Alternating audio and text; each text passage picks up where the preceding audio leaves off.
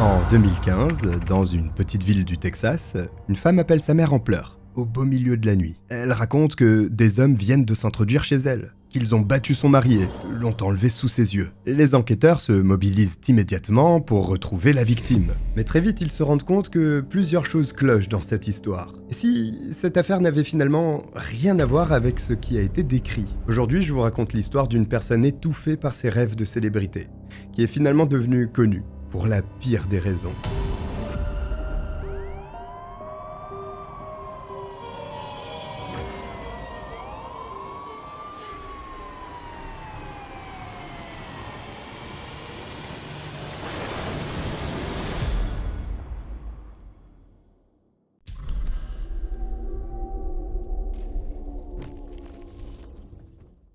Bonjour à tous, je suis le Cogiteur et bienvenue pour cette nouvelle affaire criminelle où on va parler de YouTube et de meurtre. Vous allez voir. N'oubliez pas de vous abonner pour ne pas manquer les vidéos à venir, et on commence. Pour comprendre l'ampleur du drame qui va se jouer dans cette petite ville du Texas, il faut d'abord faire connaissance avec les protagonistes de notre histoire. On peut dire que la naissance d'Ernest Ibarra Jr., surnommé Ernie, est un véritable cadeau de Noël, étant donné qu'il voit le jour le 25 décembre 1985. Jackpot pour les parents, pas de pot pour l'enfant, 2 fois moins de cadeaux par an. Il grandit à Mount Pleasant, au Texas, dans une famille unie qui compte 4 bambins. Au cours de sa scolarité, Ernie se fait rapidement remarquer pour ses excellents résultats. C'est un enfant calme, qui a souvent le nez plongé dans un livre.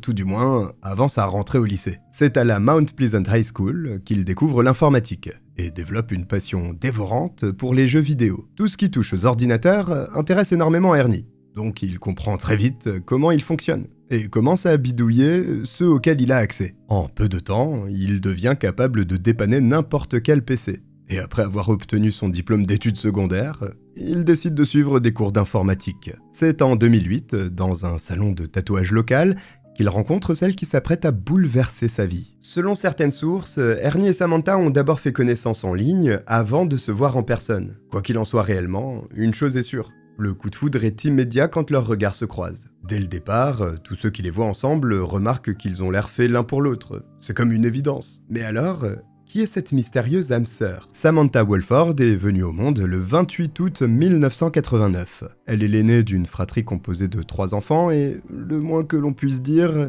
c'est qu'elle n'a pas vraiment les mêmes centres d'intérêt qu'Ernie. Dès son plus jeune âge, Samantha rêve de devenir célèbre et souhaite plus que tout être actrice.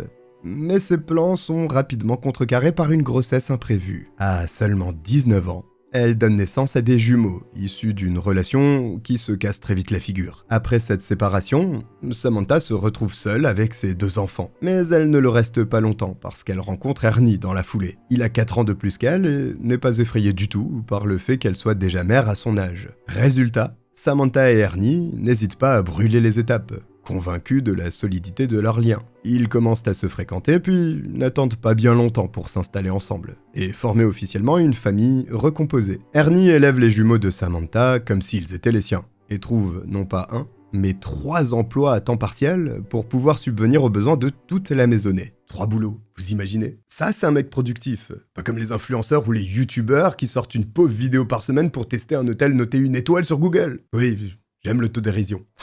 Bref, Ernie devient menuisier chez Talcowood Crafters et ouvrier de production chez D-Bat, une entreprise qui fabrique des battes de baseball et de softball à Mount Pleasant.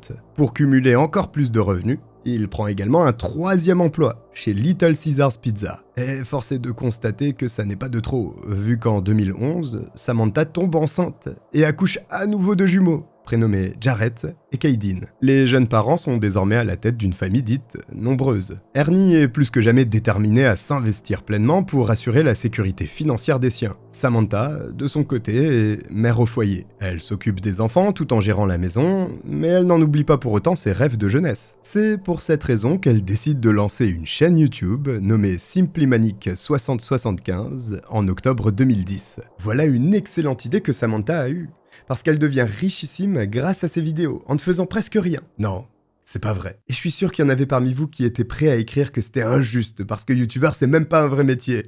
Quoi qu'il en soit, Samantha pense qu'elle fait d'une pierre 2 coups. Elle se donne une chance de se construire une petite notoriété, voire peut-être même d'être repérée, tout en générant des revenus complémentaires. qui seront utiles à sa famille. Dans les vidéos qu'elle tourne, elle parle de ses passions, de sa vie personnelle et des difficultés qu'elle rencontre parfois en tant que mère de plusieurs enfants en bas âge. Samantha publie un total de 88 vidéos. Malheureusement, le succès tant espéré n'arrive pas. En 2012, elle atteint à peine les 100 vues par publication, ce qui la frustre énormément et la pousse à tenter différentes approches. Cependant, malgré ses efforts et le temps considérable que Samantha passe à produire du contenu pour alimenter sa chaîne, 2 ans après sa création, elle ne décolle toujours pas. L'échec de ce projet l'affecte énormément, parce qu'elle pensait vraiment parvenir à se faire un nom sur internet par ce biais. Et ça ne va pas en s'arrangeant. Parce qu'en 2013, la jeune femme traverse une période compliquée, tant physiquement que psychologiquement. Samantha confie à sa petite communauté YouTube qu'elle souffre de dépression. À la même période, elle révèle également qu'elle est à nouveau enceinte. Mais au vu du contexte, elle ne vit pas très bien cette grossesse et ne s'en cache pas. Kaylee, le 3e enfant d'Ernie, qui est le 5e de sa compagne, arrive un peu plus tard dans l'année. Forcément, après cette naissance, les responsabilités familiales deviennent encore plus lourdes à porter. Ernie doit redoubler d'efforts au travail pour que le ménage puisse faire face à toutes ses dépenses. Et Samantha est à présent tenue de gérer 5 enfants, dont un nouveau-né. Comme beaucoup de familles dans la même situation, ils ont souvent du mal à s'ajuster, et des tensions naissent, avant de se multiplier. Et le fait que les 2 membres du couple aient des caractères et des ambitions très différents n'aide pas du tout. Ernie est assez discret et préfère que sa vie privée le reste, ce qui l'oppose directement à Samantha, qui aime partager leur quotidien sur ses réseaux sociaux. Ce désaccord a tendance à provoquer des disputes entre eux, parce que le père des enfants s'inquiète pour leur bien-être. Ernie ne souhaite pas qu'ils soient surexposés en ligne. En plus, il ne comprend absolument pas le désir de célébrité qui anime Samantha depuis toujours. Le jeune homme pense qu'elle devrait s'investir un peu plus dans leur vie de famille, et moins dans sa chaîne YouTube, parce que pour lui, c'est pas un vrai métier. Bon, le virtuel est en train de devenir un vrai sujet de discorde dans la relation d'Ernie et Samantha. Et pas seulement de son point de vue à lui. Parce que quand il marie son personnage à celui d'une autre joueuse dans un jeu vidéo, ça provoque une embrouille. Cet acte est perçu comme une forme de trahison pour Samantha, qui fait une grosse crise de jalousie à Ernie. Cependant, même si leur couple bat de l'aile depuis un moment, ils s'aiment toujours, et décident donc d'essayer d'arranger les choses, en passant une importante étape. En 2014, Ernie et Samantha se marient, en pensant que le fait d'officialiser leur union leur permettra de ramener la stabilité au sein de leur foyer. Malheureusement, ils n'auront pas le temps d'en profiter, parce que quelques mois plus tard, un drame va transformer les membres de cette famille ordinaire en protagonistes de l'une des affaires criminelles les plus choquantes du Texas. Dans la nuit du 19 au 20 février 2015, le calme de Mount Pleasant est brutalement perturbé par un appel d'urgence glaçant. Il est 2 heures du matin passé, quand le téléphone de Rosie Walford, la mère de Samantha, sonne et vient la tirer de son sommeil. Au bout du fil, sa fille s'exprime de façon à peine compréhensible, mais malgré ses cris, Rosie parvient à comprendre que des intrus sont apparemment entrés chez elle. Ils l'auraient ligotée et aurait enlevé Ernie. Les sanglots qui secouent Samantha font que sa mère a du mal à assembler précisément les pièces du puzzle. Toutefois, il est évident qu'il s'agit d'une urgence. Rosie raccroche donc immédiatement pour composer le numéro de sa sœur, Ginger Kesterson, qui habite à quelques minutes seulement du domicile de sa fille. Elle lui demande de se rendre sur le champ chez Samantha pour voir ce qui se passe et venir en aide à la famille. Ginger s'y précipite sans attendre, et une fois sur place, elle découvre une scène qui semble sortir tout droit d'un cauchemar. La porte d'entrée a été défoncée avec une grande violence. L'un de ses panneaux en verre a été complètement brisé vers l'intérieur, et il y a des éclats jusque sur le sol du salon. Les intrus n'ont de toute évidence pas pris de pincettes quand ils ont pénétré dans la maison. Ginger trouve Samantha à l'étage, dans la chambre parentale. Elle est bâillonnée. Ses mains sont attachées dans son dos et ses pieds sont liés. Elle tremble de tous ses membres et paraît être en état de choc, complètement traumatisée par ce qu'elle vient de vivre. Ginger appelle le 911 pendant qu'elle essaie de libérer sa nièce. Et rapidement, des unités sont dépêchées sur les lieux. Les premiers officiers arrivent sur place peu avant 2h30 et Samantha leur raconte sa version des événements, visiblement bouleversée. Elle affirme qu'elle dormait paisiblement aux côtés d'Ernie quand un bruit l'a réveillée vers 2h du matin. C'est en ouvrant les yeux qu'elle a vu un individu masqué, entièrement vêtu de noir. L'homme l'a alors rattrapée pour la tirer violemment hors du lit, avant de la gifler, puis de lui mettre un couteau sous la gorge en la menaçant de la tuer si jamais elle osait crier. Samantha précise qu'il n'était pas seul. Les intrus étaient 3, tous habillés de la même façon, et ils se sont partagé le travail. Tandis qu'un des hommes l'a ligoté, les deux autres s'en sont pris sauvagement à Ernie, qui était complètement dans le gaz. En utilisant la crosse d'un pistolet, ils ont frappé le père de famille au visage et à la tête, à de multiples reprises. Selon Samantha, son mari était en sang et gémissait de douleur. Mais ça n'a pas arrêté les agresseurs, qui n'ont fait preuve d'aucune pitié. Après avoir brutalisé Ernie dans la chambre, ils l'ont traîné vers le rez-de-chaussée pour le ligoter. Samantha a elle aussi été forcée à descendre. Puis les hommes lui ont dit qu'elle ne reverrait plus jamais Ernie, avant de partir avec lui au volant de sa voiture. Des mots horribles à entendre, qui l'ont terrifié, parce qu'il laissait déjà présager du pire. Heureusement, les intrus n'ont pas touché les enfants du couple, qui ne sont d'ailleurs même pas sortis de leur chambre. Après avoir recueilli le témoignage de Samantha, les enquêteurs examinent les lieux à la recherche d'indices. La porte d'entrée a effectivement été brisée. Il y a des éclaboussures de sang près du canapé du salon, et la maison montre des signes de désordre cohérents avec une lutte. Dans la chambre à coucher, les draps sont froissés et partiellement arrachés du lit. Il y a quelques gouttes de sang sur l'oreiller d'Ernie, ce qui coïncide également avec les coups de crosse qui ont pu lui être portés au niveau de la tête. Au premier regard, l'ensemble de la scène semble corroborer le récit de Samantha. Reste à déterminer quel est le mobile de cette intrusion, parce que c'est la clé pour comprendre pourquoi elle a débouché sur un enlèvement. Il ne s'agit visiblement pas d'un cambriolage, parce que strictement rien n'a été volé. Et si ces trois hommes ne sont pas venus dans ce but,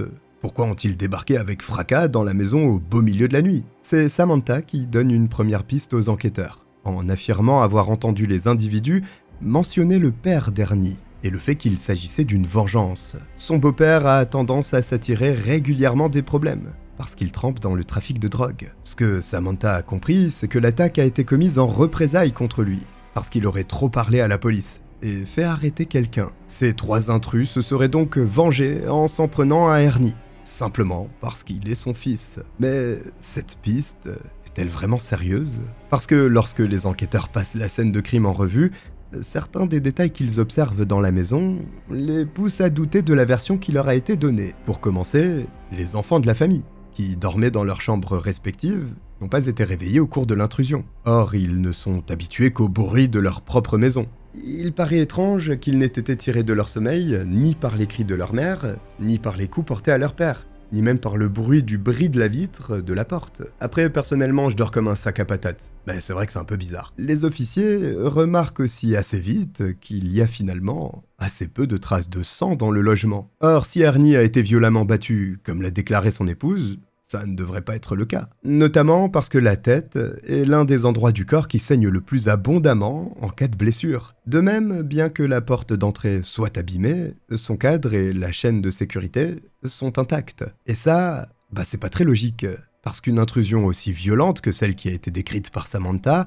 aurait dû causer des dommages bien plus importants. De plus, la mère de famille prétend avoir été sauvagement giflée, mais son visage ne porte aucune trace de cette agression. Même pas une petite rougeur. Toutefois, ce qui fait vraiment tiquer les enquêteurs dans le récit de Samantha, c'est le fait qu'elle a réussi à téléphoner, alors qu'elle était soi-disant ligotée et bâillonnée. Parce que d'un point de vue purement pratique, ça n'est simplement pas possible. Cette question va devenir centrale dans l'enquête. Quand les officiers demandent des précisions à Samantha, elle explique qu'après le départ des hommes qui ont emmené Ernie, elle a réussi à se libérer partiellement de ses liens. Elle raconte qu'elle a pu saisir son téléphone et composer le numéro de sa mère en utilisant son nez, parce que ses mains étaient toujours attachées dans son dos. Admettons qu'elle ait pu faire ça, ce qui semble déjà étonnant. Il n'en reste pas moins que dans ce cas, on ne contacte pas un proche, mais les services d'urgence ou la police. Interrogée là-dessus, Samantha répond qu'elle était à ce moment-là en état de panique totale, et qu'elle a simplement appelé le premier numéro qui est apparu sur son téléphone. Une explication peu convaincante aux yeux des officiers. Mais malgré tous ces éléments pour le moins étranges, les forces de l'ordre prennent l'affaire très au sérieux. Un homme a été enlevé dans des circonstances violentes, et chaque minute compte. Une vaste opération de recherche est immédiatement lancée dans tout le secteur. Et par chance, Samantha a vu l'un des ravisseurs prendre le téléphone de son mari en quittant la maison. Ce qui signifie qu'ils l'ont peut-être toujours avec eux. Si les autorités parviennent à localiser l'appareil, elles pourront peut-être remonter la trace d'Ernie. Nouveau coup de bol. Le téléphone de la victime borne à Pittsburgh, une ville située à 18 km de Mount Pleasant. Un signalement qui permet aux forces de l'ordre de cibler une zone de recherche. Les policiers commencent à effectuer des contrôles routiers dans le secteur. mais ne trouve aucune trace d'Ernie dans les véhicules interceptés. Pendant ce temps, Samantha est emmenée au commissariat pour être interrogée plus formellement. Durant cet interrogatoire, elle maintient sa version des faits avec constance. Mais sous la pression, elle finit par révéler un détail qu'elle avait oublié de préciser. Elle a peut-être une idée concernant l'identité de l'un des agresseurs. C'est pas vraiment ce que j'appellerais un détail personnellement, mais bon. Samantha explique qu'elle a récemment fait la connaissance d'un certain John Rebel, de son pseudonyme sur Facebook. Elle affirme l'avoir rencontré à l'hôpital lorsqu'elle rendait visite à Charla, l'une de ses amies qui venait d'accoucher. John Rebel, qui s'appelle en réalité Jonathan Sandford, est le père de l'enfant de cette dernière. C'est donc tout naturellement qu'ils ont fait connaissance. Samantha dit qu'au fil de leur discussion, elle a fini par lui parler de ses problèmes conjugaux, en précisant qu'Ernie avait tendance à la battre, elle et leurs enfants. Je précise qu'il n'existe aucune preuve de l'existence de ces violences et qu'elles ont toujours été réfutées par les proches de son mari. Toujours est-il que Jonathan a cru ce que disait Samantha, et lui a répondu qu'il ne supportait pas l'idée qu'un homme se permette de lever la main sur sa famille. Puis il a en quelque sorte sous-entendu qu'il était capable d'intervenir d'une manière ou d'une autre, afin qu'Ernie ne puisse plus frapper personne. Samantha dit que sur le coup, elle a pris ça pour une blague, mais qu'elle a à présent l'intuition que Jonathan était peut-être sérieux, et qu'il pourrait être mêlé à tout ça. Cette information donne enfin une piste concrète aux enquêteurs, qui vont vite découvrir que cette affaire est bien plus complexe qu'elle n'y paraît. L'information fournie par Samantha concernant Jonathan donne une direction précise à l'enquête, et les autorités se mobilisent immédiatement dans l'espoir de retrouver Ernie. En se renseignant sur l'agresseur supposé, elles découvrent qu'il s'agit d'un individu de 25 ans, qui a un casier judiciaire chargé. C'est une brute à la petite semaine, le genre de sale type qui rackettait les autres à l'école quand il était enfant. Jonathan vient tout juste de sortir de prison après avoir été condamné pour une agression commise sur son cousin. Et il se trouve dans une situation très précaire. Il est sans domicile fixe et n'a pas d'emploi stable, alors même que sa compagne vient d'accoucher. En creusant un peu, les forces de l'ordre apprennent qu'il est justement au Titus County Regional Medical Center avec l'ami de Samantha. Cette précision permet de localiser le suspect, et une équipe d'intervention se rend sur place pour l'appréhender. Les enquêteurs arrivent à l'hôpital dans la matinée du 20 février, au moment où Jonathan et sa compagne s'apprêtent à quitter l'établissement avec leur nouveau-né. Le multirécidiviste n'oppose aucune résistance quand on lui annonce qu'il est en état d'arrestation pour enlèvement. Sûrement une question d'habitude. Et l'opération se déroule sans incident. Une fois confronté aux accusations dont il fait l'objet, Jonathan adopte d'abord une attitude défensive. Il ne nie pas connaître Samantha, mais refuse catégoriquement d'admettre toute implication dans la disparition d'Ernie. Jonathan prétend avoir passé la nuit à l'hôpital avec sa copine et leur bébé. Les enquêteurs décident donc de le séparer d'elle pour l'interroger plus sereinement, et emploie une technique classique mais souvent efficace. Il révèle à Jonathan que Samantha l'a formellement désigné comme étant l'instigateur de l'enlèvement. Cette déclaration provoque un choc chez le suspect, qui croit que celle qu'il considérait probablement comme une amie a vendu la mèche. Il pense que Samantha vient de le jeter sous le bus, et qu'il est dos au mur. Résultat, avant même que le véhicule de police n'ait quitté le parking de l'hôpital, Jonathan commence à passer à table. Il avoue avoir effectivement pris part à l'enlèvement d'Ernie, avant de donner les noms de ses deux complices, âgés respectivement de 26 et 28 ans. José Ponce, son beau-frère, et Octavius Rimes, un ami qu'il s'est fait en prison. Tous deux résident actuellement chez le second, qui a un logement à Pittsburgh. Jusque-là, rien ne surprend les enquêteurs, qui savaient déjà qu'a priori il y avait 3 intrus. C'est la révélation suivante qui est réellement inattendue, et surtout très triste. Jonathan dit aux officiers qu'ils n'ont déjà plus aucune chance de retrouver Ernie vivant, parce qu'il est mort dans la nuit. Ses complices et lui l'ont tué peu après l'avoir enlevé. L'homme accepte même de guider les enquêteurs à l'endroit où ils ont abandonné le corps de leur victime. Le groupe se rend alors dans les bois situés près de Sand Crossing, dans le comté de Camp, une zone isolée où il est facile de disposer d'un cadavre, sans qu'il ne risque d'être rapidement découvert. Ernie gît là, à moitié nu, dans des broussailles épineuses au bord d'un plan d'eau. L'examen préliminaire de son corps révèle que le père de famille a été abattu d'une balle dans la nuque, tiré à bout portant. Son visage porte les traces de nombreux coups qu'il a reçus avant sa mort, probablement à l'extérieur de la maison pour la plupart. Jonathan affirme qu'il avait initialement prévu d'égorger Ernie pour éviter le bruit, mais que José a tiré avant qu'il n'en ait eu l'occasion. Je suis pas sûr que c'était très intelligent de dévoiler ce fait à la police. J'étais à deux doigts de commettre un meurtre barbare, mais le connard à côté de moi était plus humain. Après avoir vérifié que le père de famille était bien mort, il a simplement dit « Game over ». Puis ils sont repartis tous les trois, sans même essayer d'enterrer le corps. Le beau-frère de Jonathan est arrêté quelques heures après lui, et admet également son implication dans le crime. Simplement, les deux hommes ne s'en tiennent pas à ça,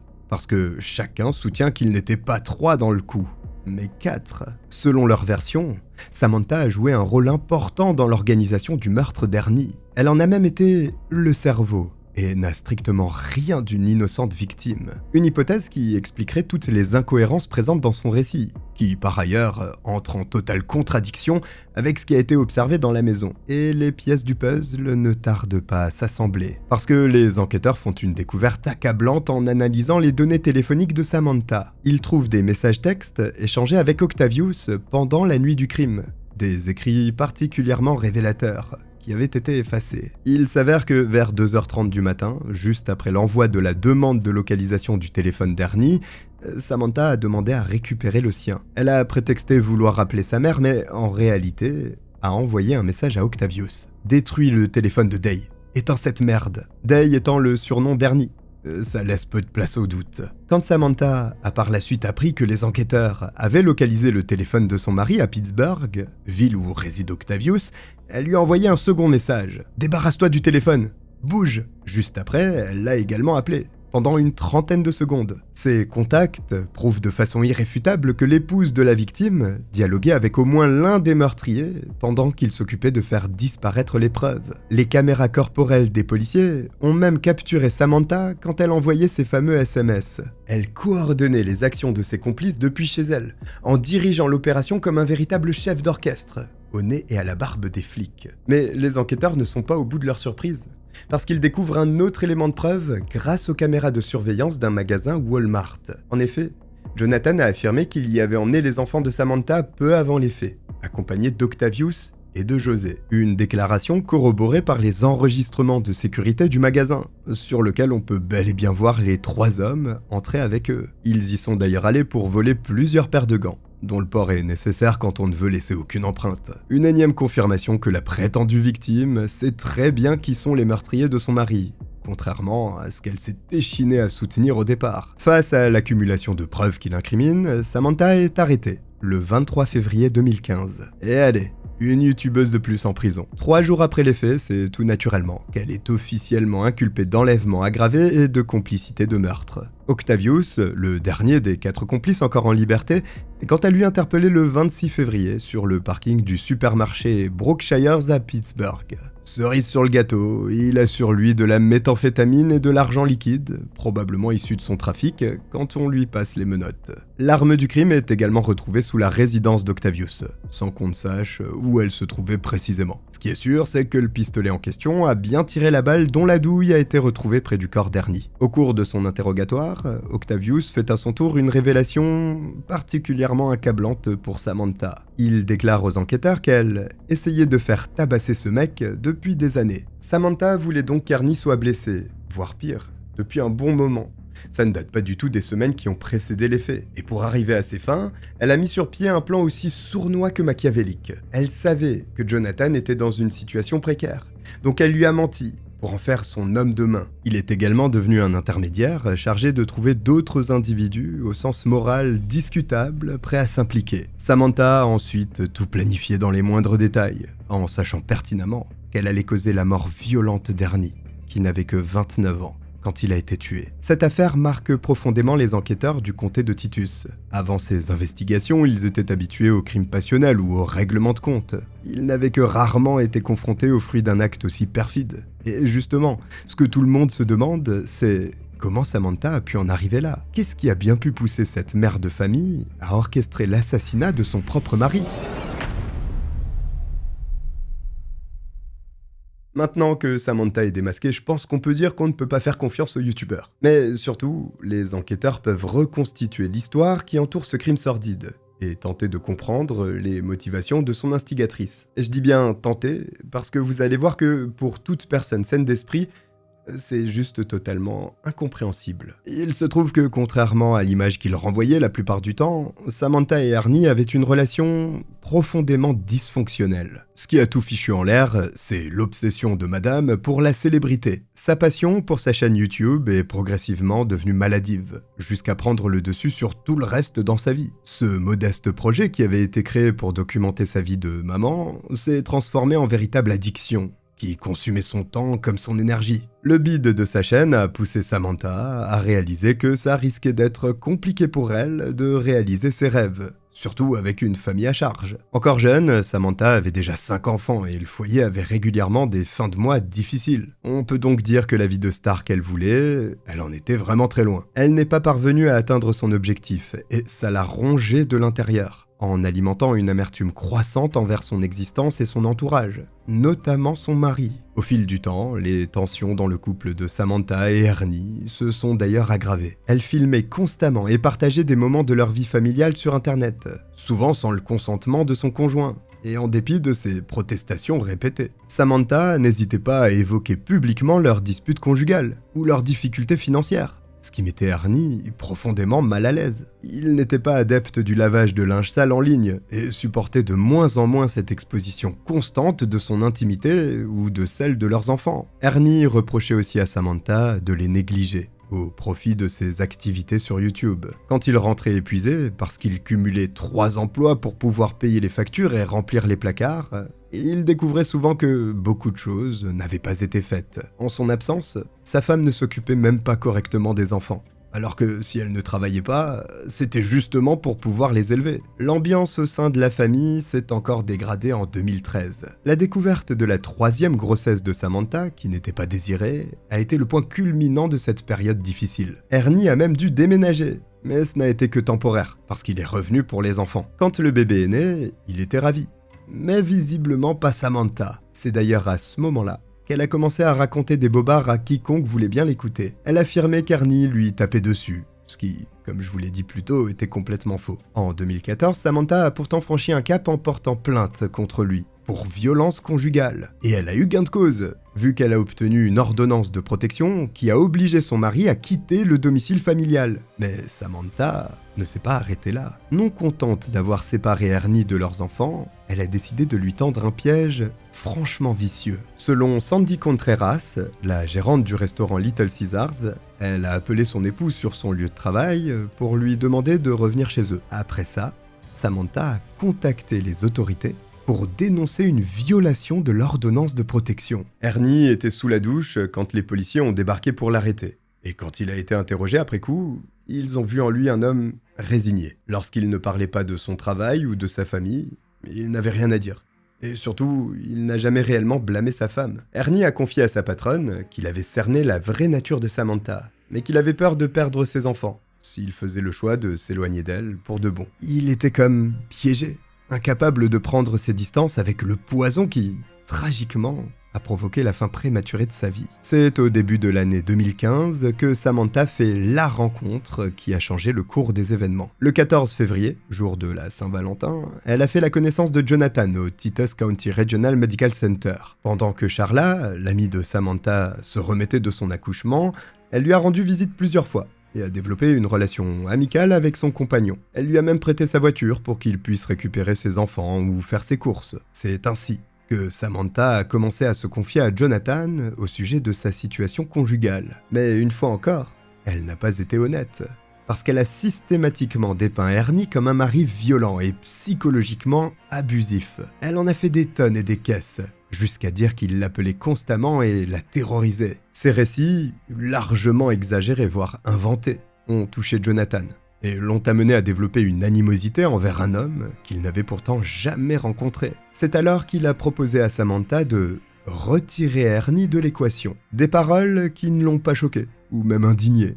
Bien au contraire. Après avoir entendu ça, elle a simplement demandé à Jonathan comment il comptait s'y prendre. Puis ils ont évoqué ensemble différentes options pour résoudre le problème. L'idée initiale, qui a germé lors de ces discussions, consistait à piéger Ernie en plaçant de la méthamphétamine dans son véhicule. Une fois la drogue placée dans l'habitacle, il aurait juste suffi d'un appel anonyme passé à la police pour qu'il soit arrêté et incarcéré. Un plan parfait pour Samantha, Parce que de cette façon, Ernie serait sortie de sa vie sans qu'elle n'ait besoin de divorcer ou de négocier une garde d'enfants compliquée. Afin de pouvoir passer à l'action, Jonathan fait appel à des membres de son entourage, qui n'avaient pas peur de se salir les mains. Son beau-frère, José, et son ami, Octavius. Le groupe s'est ensuite régulièrement retrouvé chez ce dernier, qui vit dans une maison située sur Elm Street, à Pittsburgh, pour organiser l'opération. Les 4 complices ont décidé de passer à l'acte le 19 février 2015. Dans la soirée, Samantha a donc rejoint Jonathan,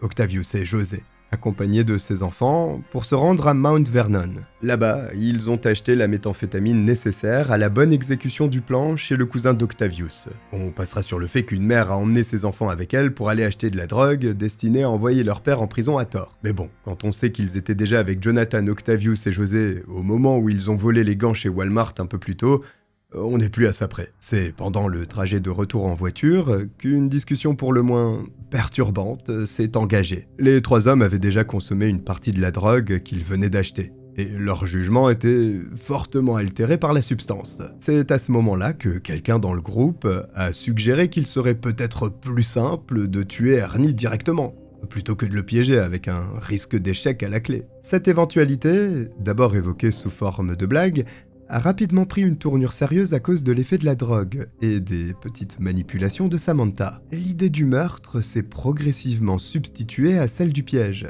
jusqu'au retour des complices chez Octavius, où la décision finale a été prise. Lorsqu'ils se sont arrêtés là-dessus, ils étaient dans la cuisine, et José préparait des enchiladas pour tout le monde, comme si de rien n'était. Jonathan s'est ensuite entretenu directement avec Samantha, et lui a demandé ce qu'elle penserait si son mari venait à mourir. Avec une grande froideur, elle a répondu qu'elle voulait juste que tout ça se termine, et qu'elle était prête à tout. Samantha a ainsi donné explicitement son feu vert à Jonathan, pour qu'Ernie soit tué. Le plan a donc été modifié, et dans la nuit du 19 au 20 février 2015, tout s'est déroulé sans accroc. Vers 2h du matin, Jonathan, José et Octavius ont débarqué au domicile du couple, et se sont faufilés dedans par la porte d'entrée, laissée ouverte exprès par Samantha. Ernie dormait profondément, jusqu'à ce qu'il soit réveillé brutalement, puis violemment frappé avec la crosse d'un pistolet. Il n'a pas eu le temps de comprendre ce qui se passait, qu'il était déjà immobilisé par les 3 hommes, toujours sous l'emprise de la méthamphétamine. Samantha a assisté à la scène, tout en se laissant ligoter pour donner l'illusion qu'elle n'avait rien à voir là-dedans. Ernie a par la suite été traîné hors de la maison, et emmené dans la Chevrolet Equinox de sa femme, prêté à ses complices pour l'occasion. Durant le trajet vers le lieu d'exécution, le jeune homme a repris conscience et a supplié ses ravisseurs de l'épargner, mais également de ne pas blesser sa famille. Selon Jonathan, le groupe avait de la drogue, un couteau, une arme à feu et une personne battue dans la voiture. Donc ils n'ont pas pris le risque de faire des excès de vitesse. Ernie a tenté de se défendre bec et ongle pendant un bon moment, avant d'être définitivement immobilisé, jusqu'à ce que ses ravisseurs s'arrêtent dans les bois. À environ 50 mètres de la voiture, le malheureux captif, qui était probablement sonné, a trébuché, puis est tombé face contre terre. C'est quand Ernie s'est mis à genoux pour se relever que José l'a froidement abattu d'une balle dans la nuque. Pendant que ses complices s'occupaient du corps, puis revenaient chez Octavius, où ils ont brûlé leurs habits, Samantha mettait en scène l'intrusion fictive chez elle. Elle a brisé la porte d'entrée et a stratégiquement répandu un peu de sang d'Ernie sur le canapé du salon. Le cerveau de l'opération s'est assuré que sa maison avait l'air d'un endroit où un violent enlèvement venait de se produire. Tout à fait fortuitement. Une fois ceci fait, Samantha n'avait plus qu'à attendre le moment opportun pour lancer l'alerte. Elle a composé le numéro de sa mère et a joué la comédie. Début d'une performance médiocre qui a vite montré ses limites face à l'efficacité des enquêteurs. Cette reconstitution révèle l'ampleur de la sournoiserie de Samantha. Motivée par ses seules ambitions personnelles, elle a voulu se débarrasser de ce qu'elle percevait comme un obstacle à sa réussite. Un abject comportement que Samantha va avoir du mal à justifier devant les tribunaux. L'affaire Samantha Woolford mobilise la justice texane pendant près de 3 ans. 4 accusés doivent être jugés pour l'enlèvement et le meurtre d'Ernie, chacun avec un degré d'implication différent dans ce crime qui a choqué toute la région. Les procureurs du comté de Titus et du comté de Kemp disposent d'un dossier particulièrement solide. Déclaration des 3 exécutants, preuves matérielles découvertes sur les lieux, messages compromettants ou encore incohérence flagrante dans le témoignage de Samantha. Il y a là un véritable éventail de preuves accablantes. José et Jonathan sont les plus malins du groupe, si l'on peut dire. Ils comprennent vite que leur situation est désespérée et décident de négocier avec les procureurs. Ils acceptent de plaider coupable en échange d'une réduction de peine et d'un engagement à témoigner contre leurs co-accusés. En avril 2016, les deux hommes comparaissent devant le tribunal du comté de Titus et reconnaissent officiellement leur culpabilité dans l'enlèvement et le meurtre d'Ernie. Ce choix s'avère payant, puisque le juge les condamne à 50 ans de prison ferme pour toutes les charges, des peines qui doivent être purgées de manière concurrente. Pour faire simple, ça signifie que José et Jonathan seront admissibles à une libération conditionnelle après avoir effectué un minimum de 25 ans d'incarcération. Octavius refuse de son côté tout accord de plaidoyer et maintient son innocence, malgré les nombreuses preuves rassemblées contre lui. Il devient donc le premier à passer en procès. D'abord en juin 2016, devant une cour du comté de Titus, pour les charges d'enlèvement aggravé. Le procureur présente un dossier méticuleusement constitué, appuyé par les témoignages détaillés de José et Jonathan, qui décrivent le déroulement du crime minute par minute. Leur récit prouve qu'Octavius était bien un participant volontaire et actif de l'opération. Il connaissait parfaitement les intentions meurtrières du groupe, et a même aidé Jonathan à retirer les sièges auto de la voiture de Samantha pour qu'il puisse transporter Ernie. Après délibération, Octavius est reconnu coupable de tous les chefs d'accusation liés à l'enlèvement aggravé de la victime. Il écope de 23 ans de prison, mais ses déboires judiciaires ne sont pas encore terminés. 6 mois après, en décembre 2016, Octavius est à nouveau jugé, cette fois dans le comté de Kemp, pour le meurtre d'Ernie. La peine encourue est évidemment bien plus lourde, prison à vie. Le fait qu'Octavius ait assisté à la mort d'Ernie et qu'il ait pris part à la dissimulation de son corps pèse lourdement dans la balance. Sa seconde condamnation est d'ailleurs sans appel. 75 ans de prison ferme pour meurtre, à laquelle vient s'ajouter une amende de 10 000 $. Le juge ordonne que cette peine soit purgée consécutivement à la première, ce qui porte le total à 98 ans d'incarcération. Octavius ne sortira donc vraisemblablement jamais de prison. Parallèlement à tout ça, Samantha attend son tour dans sa cellule. Elle a vu ses complices être condamnés l'un après l'autre et mesure progressivement l'ampleur des sanctions qui l'attendent. Tout comme Octavius, Samantha est d'abord jugée en octobre 2017 devant le tribunal du comté de Titus pour l'enlèvement aggravé d'Ernie. Ce premier procès permet d'établir sa responsabilité dans l'organisation et la coordination du crime. Et les preuves présentées sont écrasantes. Les enquêteurs produisent notamment les messages textes que Samantha a échangés avec Octavius pendant la nuit du crime. Ces SMS auraient probablement suffi à eux seuls à démontrer sa culpabilité.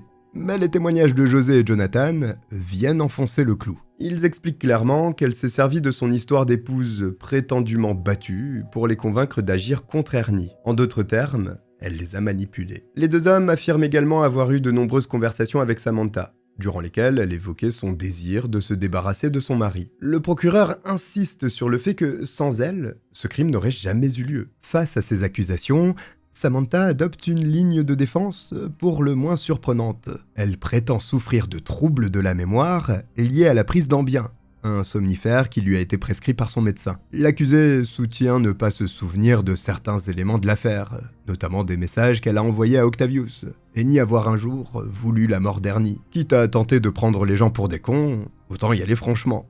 Mais sans surprise, cette histoire d'amnésie sélective ne convainc pas du tout les jurés. Ils y voient une tentative maladroite d'échapper à ses responsabilités. Et il faut dire que Samantha s'y est vraiment mal prise. Au cours de ce premier procès, Smith, une détenue qui a partagé sa cellule, passe à la barre. Elle raconte que Samantha lui a avoué avoir envoyé des SMS à l'un des hommes qui avait enlevé Ernie avant de les supprimer. Par conséquent, le morceau de flûte concernant ses oublis sonne encore moins bien, parce qu'il est évident qu'elle se rappelle d'absolument tout. En octobre 2017, Samantha est reconnue coupable d'enlèvement aggravé et condamnée à 50 ans de prison. Mais elle doit encore répondre de l'accusation de meurtre devant une autre juridiction. Elle encourt la prison à perpétuité, voire même la peine capitale, si des circonstances aggravantes sont retenues. Durant le procès pour meurtre de Samantha, des membres de la famille d'Ernie témoignent pour décrire un homme travailleur et dévoué. Sa sœur, Abigail, parle de sa gentillesse et de l'amour inconditionnel qu'il portait à tous ses enfants. y compris les jumeaux que sa femme a eus d'une première union. Le contraste avec la description faite d'elle est saisissant. Pour beaucoup, Samantha n'est qu'une femme froide et calculatrice, obsédée par la célébrité. Son comportement lors des interrogatoires, notamment le fait qu'elle ait si grossièrement menti en affirmant avoir téléphoné avec son nez, révèle jusqu'où elle était prête à aller. Samantha a regardé Ernie se faire battre et enlever sans broncher, en imaginant probablement le genre de vie qu'elle allait pouvoir construire après sa mort. Elle pensait peut-être même que l'affaire lui permettrait enfin d'attirer l'attention sur elle. Le 14 septembre 2017, après 3 jours d'intenses délibérations, le verdict tombe comme un coup près. Samantha Wohlford est reconnue coupable de meurtre au premier degré. Les jurés, manifestement choqués par la violence du crime et sa préméditation, lui inflige une peine maximale de 99 ans de prison. Le juge ordonne que cette peine soit purgée consécutivement à la peine de 50 ans déjà prononcée pour l'enlèvement aggravé d'Ernie. Au total, Samantha doit donc faire 149 ans de prison, ce qui équivaut de facto à une condamnation à perpétuité. Et à moins qu'elle soit un elfe, elle finira sa vie en prison. Elle tente bien de faire appel des sentences prononcées, mais ses recours sont systématiquement rejetés par les cours d'appel du Texas. Samantha, actuellement âgée de 35 ans, a finalement réalisé son rêve. Mais pas du tout comme elle l'espérait. Au lieu de devenir une star de YouTube, elle est devenue l'une des personnes dont les youtubeurs True Crime racontent l'histoire. Et tout comme je l'ai fait, ça n'est pas dans des termes élogieux. Les 5 enfants d'Ernie et Samantha ont été confiés à des membres de la famille de la victime, qui s'efforcent de leur offrir un environnement stable et aimant. Ils grandissent maintenant loin des caméras et des réseaux sociaux, dans l'anonymat que leur mère n'a pas su préserver quand elle avait leur garde. Cette affaire illustre tragiquement les dérives possibles de l'obsession pour la célébrité et les réseaux sociaux. Pour avoir la vie dont elle rêvait, Samantha était prête à tout, y compris à tuer son mari et père de ses enfants, qu'elle percevait comme un obstacle. La chaîne YouTube SimplyManic6075 de Samantha existe toujours, figée depuis 2014. Elle rassemble un peu plus de 5000 abonnés et ses 88 vidéos prennent une résonance particulièrement sinistre à la lumière de l'acte abject dont elle s'est rendue coupable. Voici pour cette affaire. Si vous êtes arrivé jusqu'au bout, écrivez YouTube, évidemment, en commentaire. J'espère que vous avez apprécié mon récit. Si c'est le cas, n'hésitez pas à vous abonner, c'est juste là, et à liker la vidéo, ça m'aide beaucoup. Je vous remercie de m'avoir regardé, je vous dis à très vite. Bye.